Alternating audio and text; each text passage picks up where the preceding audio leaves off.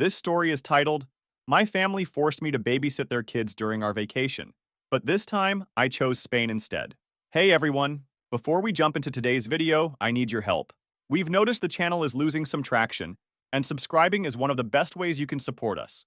It's quick, free, and it helps us keep bringing you awesome content. Your support means the world. Let's keep this channel growing together. Thanks so much. Now let's start the video. Okay Reddit, this is going to be a long one.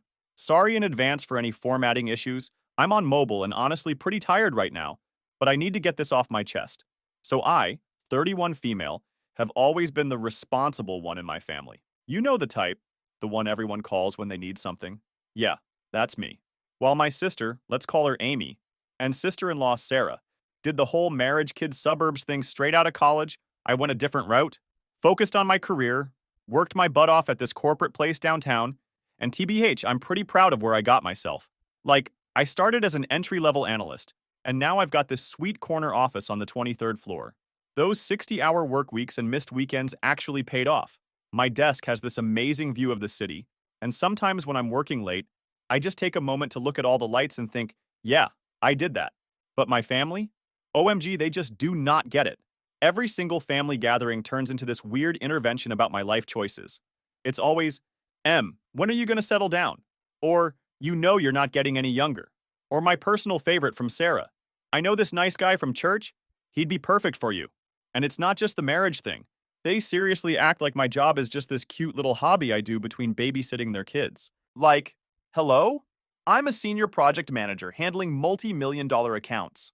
But try explaining that to Amy when she calls me at 2 p.m. on a Tuesday, expecting me to drop everything because her son's daycare closed early. The thing is, I actually love my nieces and nephews. I've always been there for them. Birthday parties, I'm the cool aunt bringing the best presents.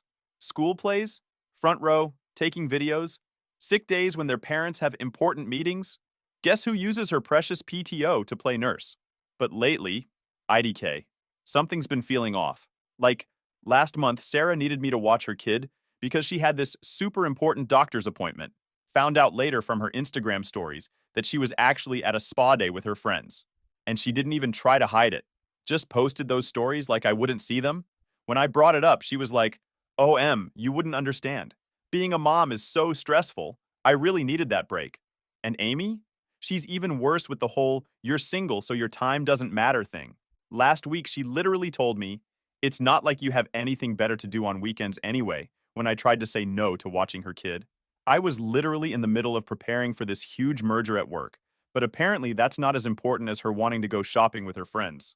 The funny thing is, well, not really funny, more like sad. I used to be okay with all this. Like, completely fine being everyone's backup plan and free babysitter. I told myself it was enough that they needed me, that being reliable was its own reward or whatever. Looking back now, I can't believe I bought into that whole thing. My coworker Lisa, she's like a work mom to me, TBH, keeps telling me I need to set boundaries. She sees how many emergency family calls I get during work hours. The other day, she straight up asked me, when was the last time someone in your family asked how you were doing? And I couldn't remember. But yeah, that's me. The reliable one, the responsible one, the one who always says yes. At least that's who I was. Because something happened recently that changed everything. And typing all this out is making me realize just how messed up things were. So there I was, literally drowning in spreadsheets for this huge merger thing at work. My desk looked like a paper factory exploded on it. I had like 6 different reports to finish, and this massive presentation for the client next week that I hadn't even started yet. My phone starts buzzing. It's Amy. Now usually when I'm this busy, I let calls go to voicemail. But my sister has this thing where if you don't answer her first call, she'll keep calling, and texting, and calling again. So I picked up, trying to type with one hand. Hey you got a minute? She had that fake sweet voice she uses when she wants something. Sure, I said, still typing. What's up? So, you know Mom's 60th is coming up? I actually didn't know, because nobody tells me anything until they need something from me. But I just mumbled, while trying to fix this formula that was messing up my entire spreadsheet. Well, we're planning something really special. Amy was practically squealing at this point. But we need everyone to chip in. She didn't tell me what this special thing was, but I was barely paying attention because this stupid Excel formula was still giving me grief. How much? I asked, finally getting the formula to work. When she told me the amount, I literally choked on my coffee, like full-on sputtering, coffee all over my keyboard, kind of choking. We're talking about more money than I spent on my entire last vacation. That's a lot. Oh, come on, Em, it's for mom. And you're the only one of us with a real career. The rest of us have families to support. There it was, the guilt trip. The "you're single, so you must be rolling in money" assumption. Like my rent in the city isn't triple what they pay for their suburban mortgages. Fine, I said, already pulling up my banking app. I'll transfer it now. You're the best, Amy chirped. Oh, and clear your schedule for that week. Don't plan anything else. I was in the middle of saying, wait, what week exactly? When she hung up. Classic Amy move. Over the next few weeks, she kept calling with these weird updates that weren't actually updates. Hey, Em, just checking you got those days off? Yep. Still need to talk to my boss about it? What dates exactly? Oh, that week. Gotta go. Or, M, just wanted to make sure you're not planning anything else. For when? You still haven't told me the dates. Don't worry about it. It's all handled. Oh, Sarah wants to know if you can watch my nephew tomorrow? It got to the point where even my coworkers noticed something was up. I was getting like 5 to 6 calls a day from either Amy or Sarah, all being super vague about these plans. My work friend Tom was like, your phone rings more than our customer service line, during a meeting where Amy called 3 times. I tried asking Mom about it, but she immediately got weird. Hey, Mom, what's this thing Amy's planning? I asked. She froze for a second, then started fumbling with the dish towel in her hands. Oh, it's... Well, I promise not to say anything. But I'm literally helping pay for it, I pressed. Mom gave me this nervous little laugh. You'll find out soon enough, sweetie. Just trust me. It's a good thing. Then, in a complete subject change, she added, Oh, did Sarah tell you about that nice young man from her church? Even my cousin Kate was acting weird. You're coming to the thing, right? She asked casually when we bumped into each other. What thing? When is it? Where is it? I shot back. Kate gave me a playful shove. Oh, come on. Just say yes. Trust me, you'll love it. How can I say yes when I don't even know what I'm saying yes to? I said, crossing my arms. She rolled her eyes like I was being ridiculous. Ugh, stop pretending. You totally know. No, Kate, I totally don't. Her face dropped for a split second before she forced a smile. Well, you will soon enough. Then she practically ran off before I could ask anything else. I knew something was up. Like, nobody should be that weird about birthday plans, right? But I was so busy with work that I didn't have time to really think about it. Plus, there was this whole thing with my nephew getting sent home from school for turning his classroom into an art gallery. Translation, he drew on everything. And guess who had to leave work early to pick him up because Amy was too busy with her MLM stuff? Looking back now, I can't believe I didn't see what they were setting me up for. But I guess when you're used to being the family doormat, you don't notice when they're about to wipe their feet on you extra hard. But the whole thing finally blew up at this family dinner we do every month. Picture this. I'm already stressed out because I had to leave work early, again, to make it on time. I've got this massive merger presentation tomorrow that I'm nowhere near ready for. But Mom guilt-tripped me into coming because family dinner is tradition. The usual suspects were all there.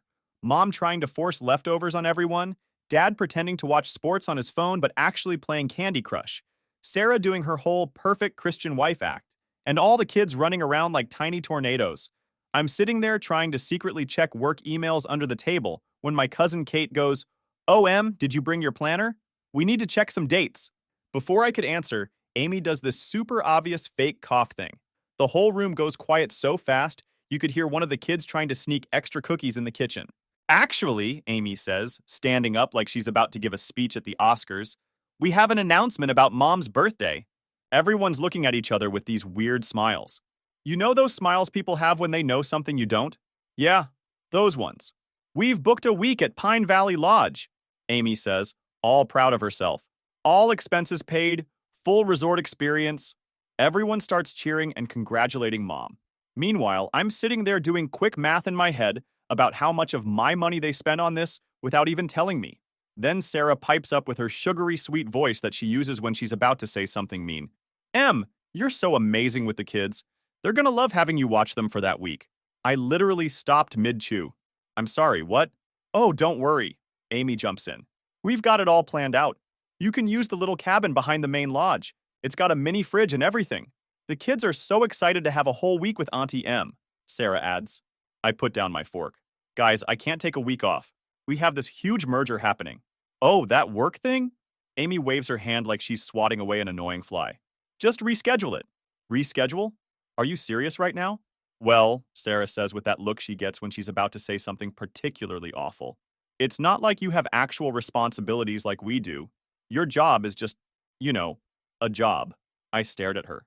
This woman who I've helped literally hundreds of times, who calls me at least twice a week to watch her kids, who once made me cancel a client meeting because her kid had an emergency.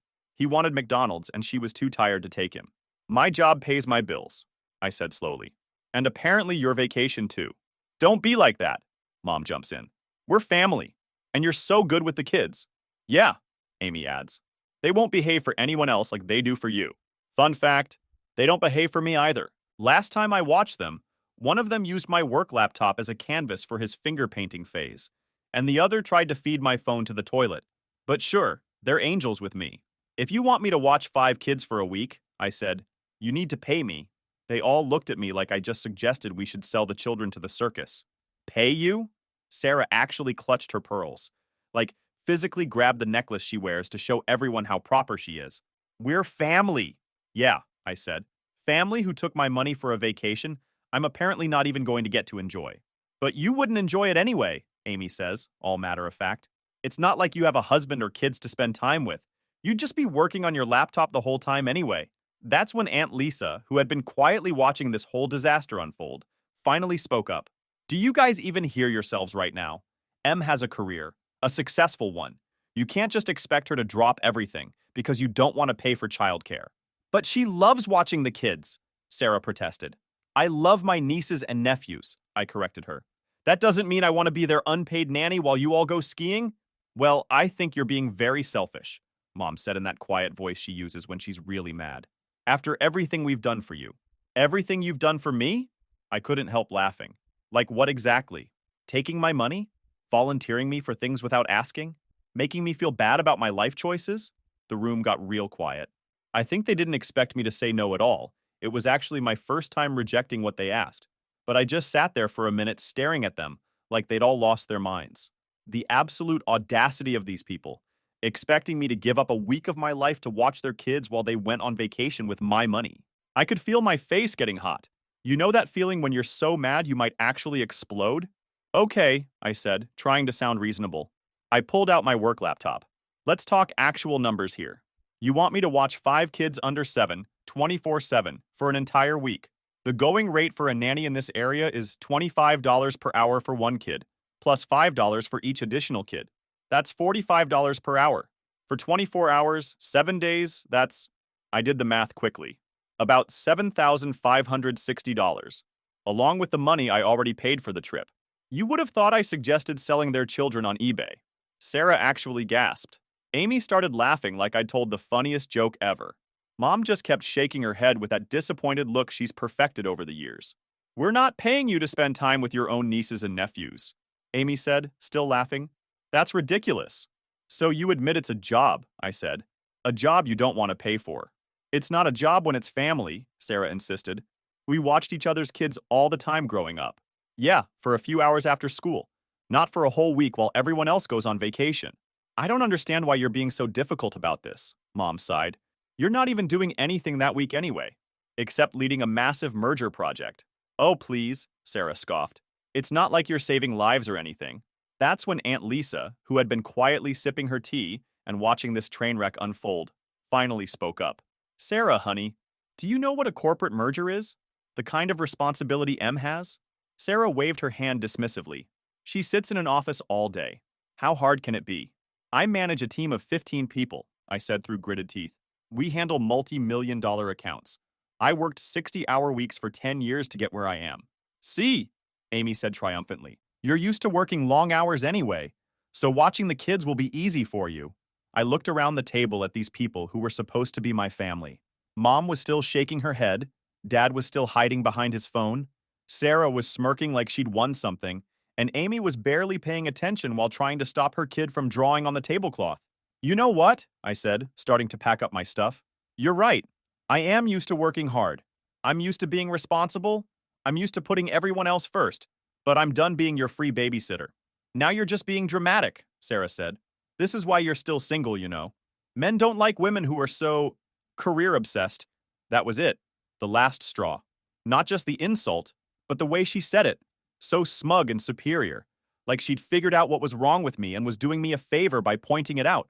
I stood up so fast my chair almost fell over. I'm single because I choose to be. I'm successful because I work hard. And I'm leaving because I finally realized that none of you actually care about me as a person. You only care about what I can do for you. Mom started, but I didn't listen. I walked out of there with my head held high, ignoring their calls behind me.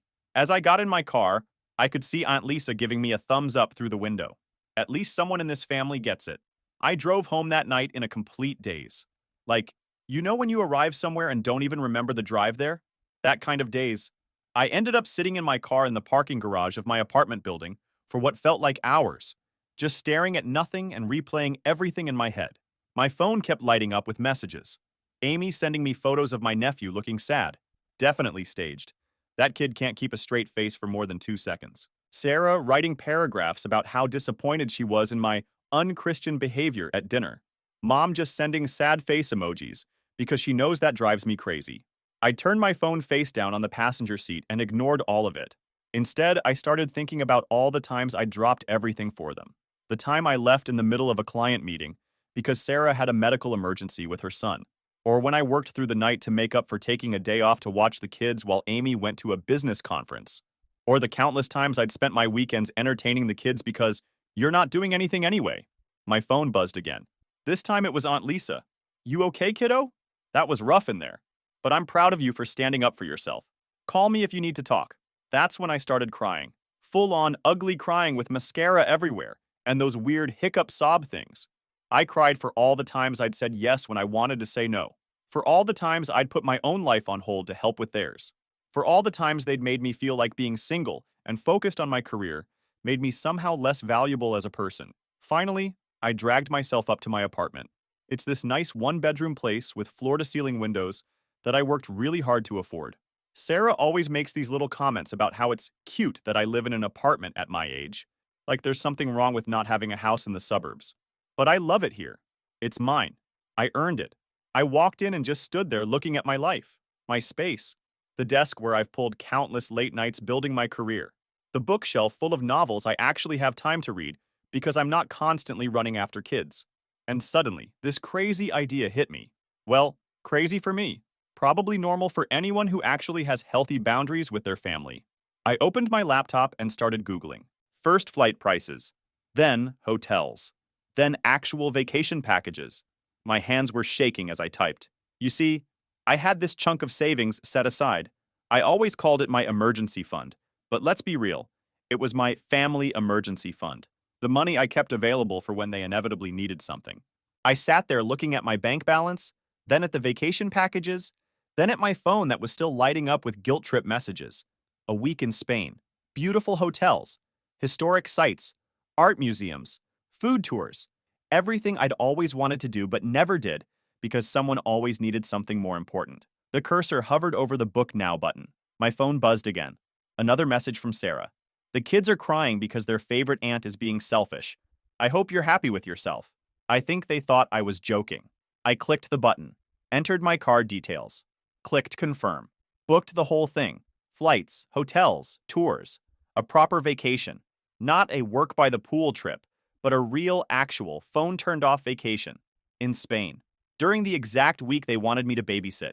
My hands were still shaking when I finished, but now it was from excitement rather than anxiety. I hadn't felt this light, this free, in years. Maybe ever. Then I did something even crazier. I opened up my work email and wrote to my boss about taking 2 weeks off instead of 1. I've realized I haven't taken a proper vacation in 3 years, I wrote. I need this time to recharge before the merger. She replied almost immediately. Finally! I've been trying to get you to take a real break for ages. Approved. Don't you dare check your emails while you're gone. My phone was still buzzing.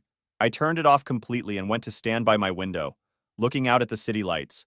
For the first time in forever, I felt like I could breathe properly. Like I was finally choosing myself instead of constantly choosing everyone else. I never mentioned Spain to anyone, and for days, they went completely silent, probably too busy packing. But as the departure date got closer, they suddenly started checking in on me again. I saw every message and left them all on red. A day before their trip, they were getting intense. I sat there for like an hour just staring at my phone, watching all their messages roll in. They were getting nastier by the minute. All that typical guilt trip stuff about how I was tearing the family apart and how could I be so selfish and blah blah blah. I decided to end this whole thing once and for all. Opened up my email, the fancy one I use for work, just to show them I meant business, and sent this to our entire family group. I'm aware that you've all planned a vacation without me and planned on using me to babysit. That will not be happening. I'm not included, and I'm not yours to use. This is not up for discussion, bon voyage. You guys, the chaos that followed. My phone literally wouldn't stop buzzing. I had to put it on airplane mode because it was about to explode. First came the shock messages. Amy sent like 15 texts in a row, all just, and what do you mean? Like somehow my email wasn't clear enough. Sarah went straight for the emotional manipulation. The kids are crying. They were so excited to spend time with their aunt. How could you disappoint them like this? Sure, January. Your 3-year-old who can't even read totally saw my email and started crying. Then came mom's signature move, the single sad face emoji followed by, you ruined everything. I raised you better than this. Did you though, Mom? Did you? Dad actually called me. He never calls. Left this awkward voicemail like, hey, sweetie, your mother is very upset. Maybe we can, talk about this? Classic dad, trying to fix things but having no idea how. But my personal favorite was from Sarah's husband, who literally never gets involved in family drama. Hey, Em, Sarah's really upset. She already told her boss she's taking that week off. Can't you just help us out? We really need this vacation. Yeah, buddy, and I really need to not be your free childcare service. The best part? While all this was happening, I was getting email confirmations for my Spain bookings. Every time a new "Your reservation is confirmed" email popped up, I felt a little lighter. I booked this amazing food tour in Barcelona, walking tour of Madrid, even signed up for a beginner's Spanish class, figured I should at least learn how to order coffee without embarrassing myself. Then came the angry phase. Sarah started posting these super obvious, passive-aggressive Facebook statuses about people who don't understand family values and selfish attitudes in today's society. Amy went on this long Instagram rant about toxic people who abandon children. Apparently not watching someone's kids for free while they go on vacation now counts as abandonment. Who knew?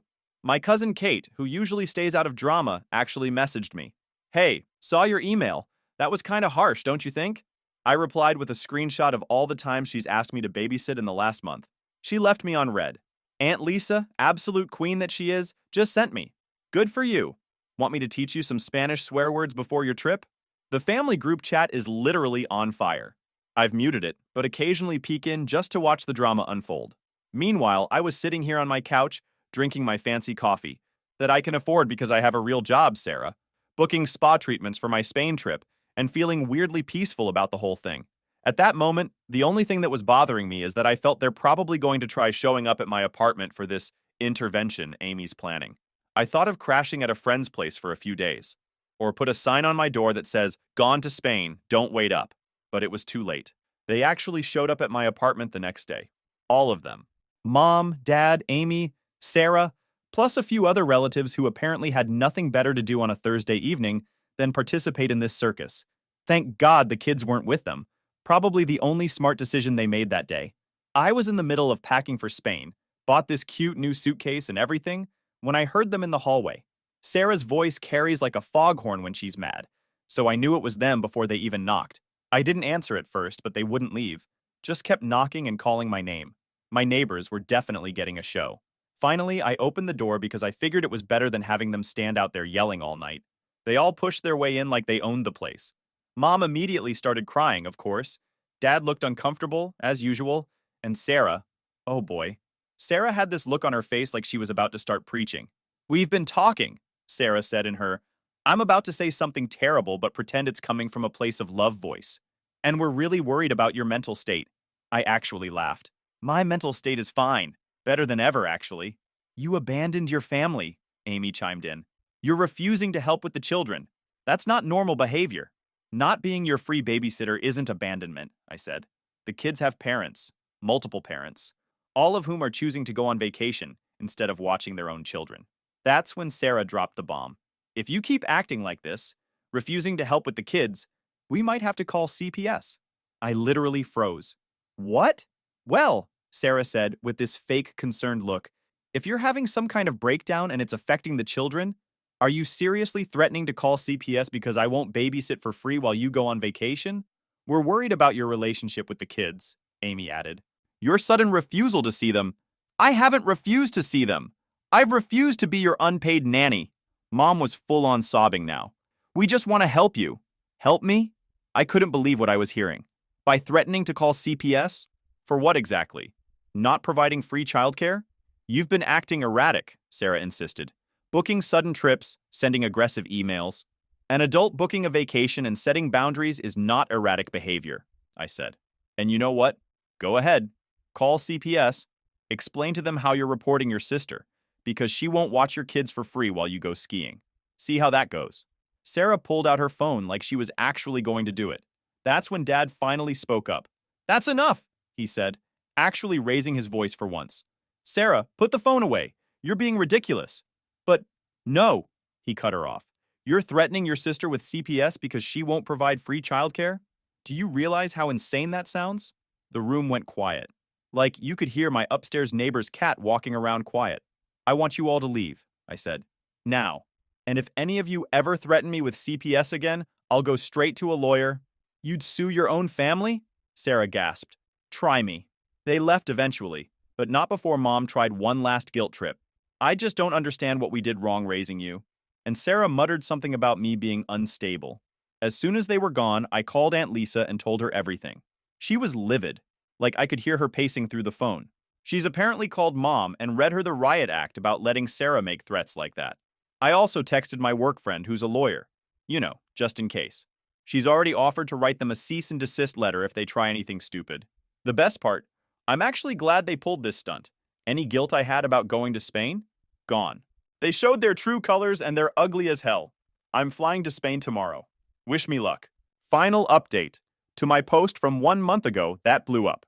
Link to original post not allowed in this sub, but basically, my family tried to force me to babysit 5 kids during their vacation that I helped pay for. I booked a trip to Spain instead. They threatened CPS. Chaos ensued. First off, thank you everyone for the support on my original post. You guys really helped me see I wasn't crazy for standing my ground. So, I went to Spain. It was amazing. Turned my phone off the entire time except to send pics to Aunt Lisa. Had actual free time to do whatever I wanted. Ate amazing food. Went to art museums. Took naps in the middle of the day just because I could. Met some cool people at my hotel.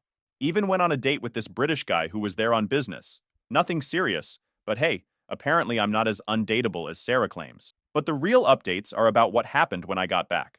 The family drama somehow got even worse while I was gone. Sarah told everyone I abandoned the kids and ruined their vacation. They ended up having to pay actual money for a babysitter? Shocking, I know. And apparently the sitter quit after 2 days because the kids were too hard to handle. Weird how they're angels when I watch them, though. Amy's still doing damage control with her MLM group because they had to cancel their business retreat, aka planned shopping trip, when she couldn't find free childcare. She's been posting these long Facebook rants about family loyalty that everyone knows are about me. Mom keeps sending me these weird articles about career burnout and finding balance in life. I finally blocked her number after she sent one called The Emptiness of Success Without Family. But here's the good stuff. I met someone. And yeah, we're actually dating, like real grown-up dating. He's single, loves to travel, and get this. He actually asks about my job and thinks it's impressive, instead of treating it like some cute little hobby. We're already planning a trip to Portugal in the spring. The merger at work? Absolute success. Got a massive bonus and a promotion. My boss actually mentioned how much more focused I've been since setting boundaries with my family. Turns out not having your phone blow up with emergencies every hour helps your work performance. Aunt Lisa and I have gotten super close. We do weekly coffee dates now. She's been sharing some family tea that explains a lot about why my sisters are the way they are. Apparently their perfect marriages aren't so perfect. Shocker. I did end up sending that cease and desist letter through my lawyer friend after Sarah tried to spread rumors at her church about me being mentally unstable. Haven't heard a peep from her since. The family's still mad, but honestly, I don't care anymore. My life is so much better without the constant guilt trips and demands. I actually have time for hobbies now. Started taking painting classes, redecorated my apartment, adopted a cat. Her name is Paella. Yes, I named her after Spanish food. Don't judge. Last week I got this long email from Dad. First time he's ever reached out on his own. He actually apologized for not standing up for me sooner and said he's proud of how I've handled myself. That meant a lot, even though I'm not ready to fully let them back in my life yet. So yeah, that's where things stand. I'm happier than I've been in years. My calendar is full of things I want to do instead of family emergencies. The only baby I take care of now is my sourdough starter. Okay, and maybe Paella, she's kind of a baby. Edit. To answer some common questions. Yes, I actually did send back Mom's emergency key. No, I haven't unblocked Sarah. Yes, Paella is named after the food. Cat tax in my profile. My boyfriend, Dave, says hi. He's a Reddit user and found my original post. Awkward but cute.